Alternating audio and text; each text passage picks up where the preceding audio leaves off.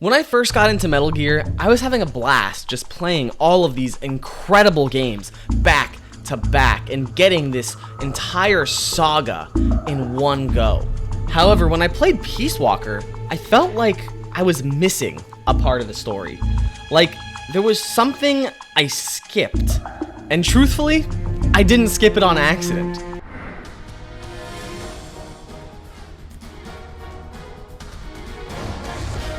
Time and time again, I would look up Metal Gear Solid Portable Ops, and people would say, it's not canon, Kojima doesn't think it's canon, he didn't direct it, it doesn't count, you can skip that game, just go straight to Peace Walker.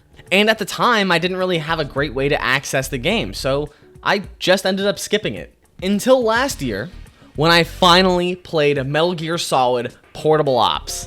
And I have to say this, to everyone that told me that that game's not canon, and you can skip that one, you are a Mr. Pajama wearing, basket face slipper wielding, Clyde three buckle, gather up and bleed more blithering gomeril, Jesse off looking stunner, lift bookish and nut drinking, soy face show pit move, sniveling worm eyed hootin' while stooching calibrate tatter. If you're unaware about this game's story, the whole setup is that this takes place 6 years after Metal Gear Solid 3 Snake Eater, and Snake is captured by the Fox unit and interrogated about where the other half of the Philosopher's Legacy went. Where is it? If you're looking for the legacy, try the CIA. They're the ones who took it after the mission 6 years ago. The film containing the whereabouts of the Philosopher's Legacy was stolen by EVA at the end of Metal Gear Solid 3. However, that one was a fake, but the United States was still missing the other half of the Philosopher's Legacy, and they wrongly assumed that Snake knew where the other half was and thought it fell into KGB hands. So while Big Boss is captured, we sort of see that he's been like ruminating about what happened during Snake Eater. He's sort of lost. He doesn't really know what to think or what to feel or if what he did was right or wrong. You were hailed as a true patriot, given the title of Big Boss by the president. And then you turned right around and quit the unit, threw aside your rank, your good name. Mysterious, don't you think? What did you see out there on your mission? What did you see in Grozny Grad?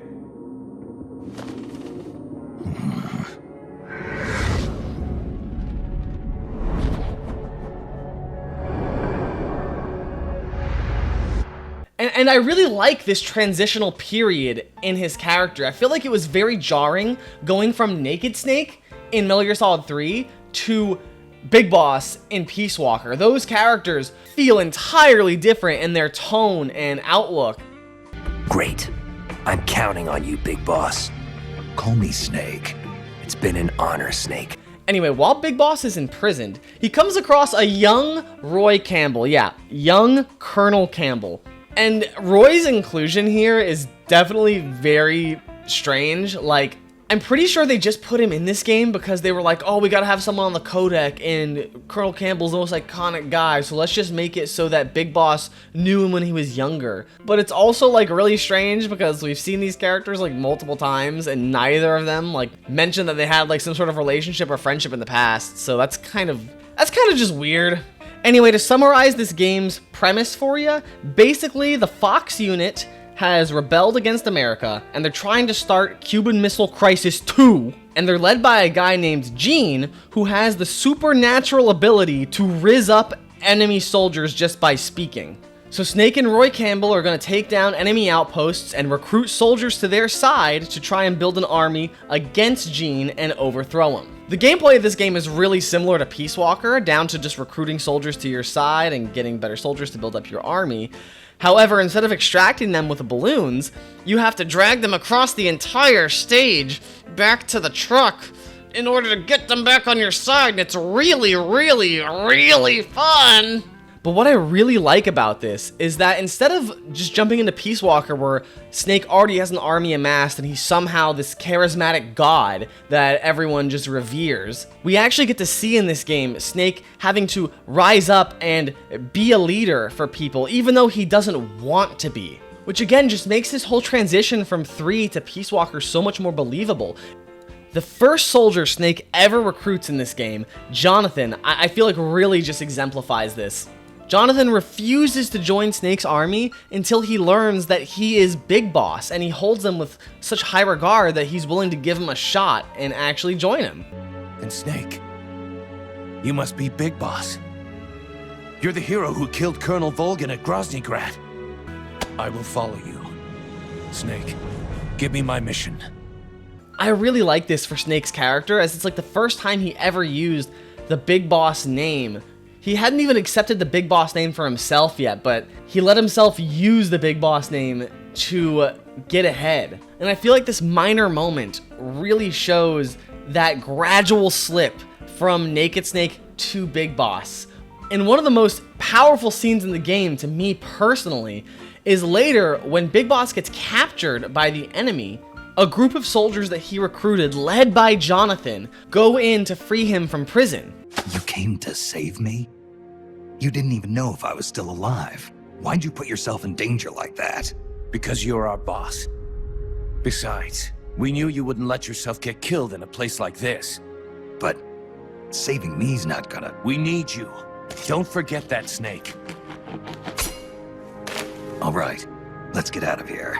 While making their escape with Snake, one of the enemy leaders, Cunningham, begins questioning Snake about the whereabouts of the Philosopher's legacy, shooting his soldiers until he tells him. Still playing at denial. Have it your way. Your men die by my hand one by one until you change your mind.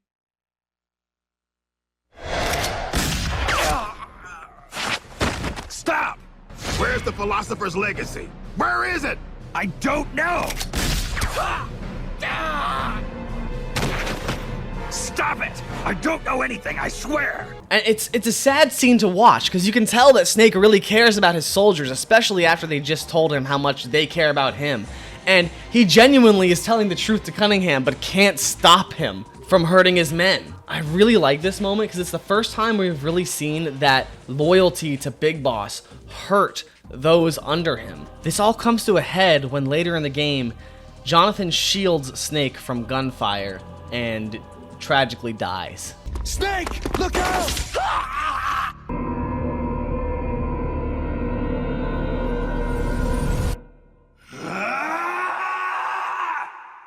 Snake does mourn the death of his comrade, but it's too late. By joining Snake's side, Jonathan's fate was sealed. His loyalty to Big Boss is what killed him in the end. Jonathan was the first guy to die under Big Boss's command, and he certainly would not be the last. Gene is also just like a perfect antagonist for this transitional period of Big Boss's life. Gene is almost a reflection of what Big Boss would become later in Metal Gear 1 and Metal Gear 2. In fact, Gene is where Big Boss gets the idea of outer heaven from. Gene uses his charismatic leadership abilities to put together an army cobbled together from soldiers from all walks of life in order to establish an opposition against the current world order. If that doesn't sound like Big Boss to you, I don't know what to tell you. Gene genuinely believed that people should sacrifice their free will for a higher cause, and that is their purpose in life. And the boss's sacrifice during Operation Snake Eater was instrumental into cementing this belief into him. Gene's abilities of supernatural charisma may not have worked on Snake in this game, but his words did leave an impact. They did affect Snake. Snake does defeat and stop Gene, but Gene's legacy doesn't end here. While dying at the hands of Snake, Gene gives Snake his entire legacy. And take this with you. What's this? The equipment, personnel, and funds I amassed in secret to build Army's Heaven. All the data is stored on that film. No one else knows about it. Why are you giving me this? Because you and I are the same. Someday, you'll be glad you have it. The one who fights and survives must carry on the legacy. Such is our fate. Go, Snake. I've said everything I need to. You are the one who will inherit my genes. You are the true successor. Be loyal to yourself. Go forth and find your own calling. And we know directly following this game, Big Boss uses this money to start MSF. This is how he began his career. This is where he got it from, where he got the ideas, where he got the money. He got it all from Gene. My biggest questions when I played Peace Walker was like, how the hell did we get here? It just cold opens on a beach where Snake just has a loyal following, and I'm like, dude, the guy at the end of Metal Gear Solid 3 ain't doing this shit. There's no way. But watching Snake's character over the course of Portable Ops' story really helps me understand and shows how he got there. And I think it's instrumental to Big Boss's character. The ending of this game has Big Boss find his true ideals and purpose in fighting. When Big Boss is trying to stop the nuke that Gene launched, a lot of his soldiers rush into the room and try to shoot at the nuke to try and help him, even though they know it's useless, and he tells them it is. What are you doing? Those weapons won't do any good. Get out of here before you're caught up in the blast and killed. But they don't care, because Big Boss gave them a reason to fight, and they're willing to fight for him, no matter how bleak or dire it might be. You risked your life to save our motherland. Now it's our turn to defend your country. You've given us a real reason to fight, Big Boss. All right. That moment in the events of this game got to Snake, and it helped him find his purpose. He even says this to Roy Campbell after the events of the game. So what'll you do now, Snake? I don't know, but I've realized something. What's that? I'm not living unless I'm in battle, so I have to find my own reason to fight. I have to pass on what's been handed down to me. Take care, Snake. In this game, we also finally get to see some of Gray Fox's backstory with Big Boss take place. In this game, it's revealed that after Big Boss found him as a child soldier in Mozambique, he put him in a rehabilitation facility, which eventually led to him being taken by the CIA and used in the Perfect Soldier project. And while he wouldn't become Gray Fox yet, he's going to become Null in this game, which is a little bit of a precursor to his Gray Fox moniker. After being defeated by Big Boss, Gray Fox became obsessed with him, even remembering him after having his memory wiped. And after being defeated a second time, he was convinced to leave the Fox unit, and he would link up again with Big Boss multiple times throughout his life, leading up to the events of Metal Gear 2. Removing this game from the canon and the timeline makes it so you just have to trust that Big Boss and Gray Fox had some sort of relationship or interaction before the events of Metal Gear 2. So I really like actually seeing them on screen interacting directly for the first time in the series. Also, the ending of this game entirely sets up and lays out what Ocelot's plans were in Metal Gear Solid 4. Ocelot only briefly appears in this game to steal documents from the US regarding the philosophers and the remaining parts of the legacy. And when Ocelot is asked if he's planning on betraying the philosophers, he explicitly says, What the hell are you doing? You're not planning to betray the philosophers, are you? Betray? No, I'm not going to betray them. I'm going to end them. Then we'll take back what you stole from us. We will carry on the spirit of the true Patriot. The true Patriot? It's all part of our plan to make the world she envisioned a reality. And so, I've come for the other half of the legacy. and like, I have to say that if I would have played this game and seen this scene before playing Metal Gear Solid 4, I don't think I would have been even shocked at Ocelot being the twist hero of the whole story. Like, I'm really curious to know if any of you out there played Portable Ops all the way before Metal Gear Solid 4. Was Ocelot's twist a surprise to you still? I would really want to get that perspective. Because to me, after this, the only thing making Ocelot a convincing villain in Metal Gear Solid 4 is the fact that he's still on his Liquid Snake Scooby-Doo bullshit. It also helps explain how Ocelot got all of the resources and power that he needed to pull off what he did. Having all the documents that point to everything about the philosophers, the names of the philosophers, the location of all the pieces of the legacy, it explains a lot of how he got to the place of power he was in Metal Gear Solid 4. At the end of this game, we also not only see Zero start Foxhound and hand Big Boss papers relating to the founding of Foxhound. But we also see through a conversation between Zero and Ocelot that the battle data they recovered between Big Boss and Grey Fox was used in both the Genome Soldier project and Les Enfants Terribles. However, Ocelot would only help with these projects if him and Big Boss could join Zero and the others and form the Patriots.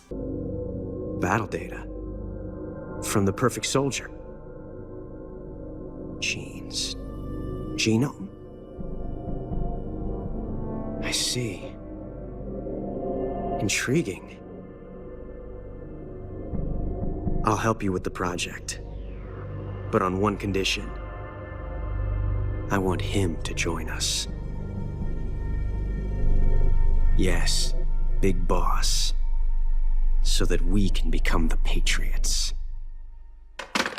So ultimately I ask you, do you think that Portable Ops should be considered part of the main Saga canon? I personally think so. I think it really bridges a lot of gaps that were left in Big Boss's story that needed to be filled and needed to be shown on screen. But let me know what you think and what you thought about the game. So let me know in the comments down below, and like and subscribe for more videos like this. Thank you guys for the support, and I will see you all next time. Bye!